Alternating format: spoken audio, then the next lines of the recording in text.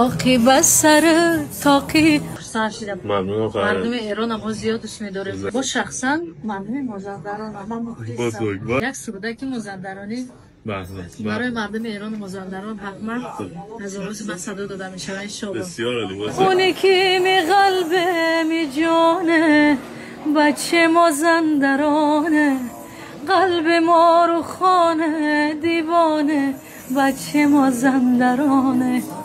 اونی که می رو روانه بچه مازندرانه، قلب ما رو خانه خودش میدانه بچه مازندرانه.